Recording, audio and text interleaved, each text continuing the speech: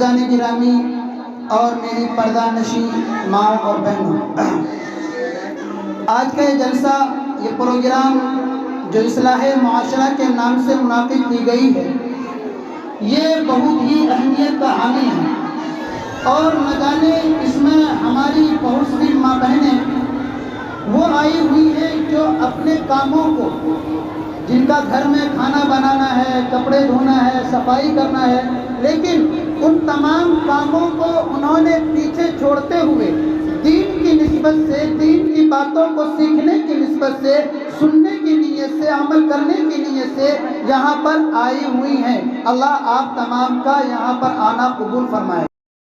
میری بہنوں، آج ہمارے معاشرے میں بہت ساری برائیاں پنپ رہی ہیں۔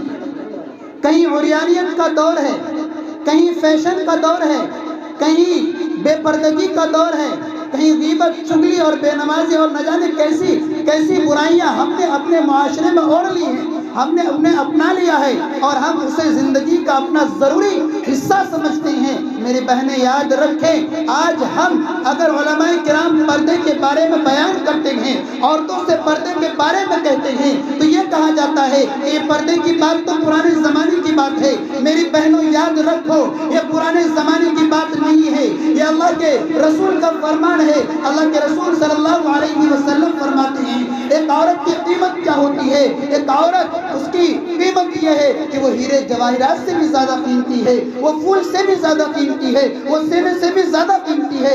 لہٰذا عورت کی اگر حسن کی حفاظت ہو سکتی ہے تو وہ پردے کی وجہ سے ہو سکتی ہے۔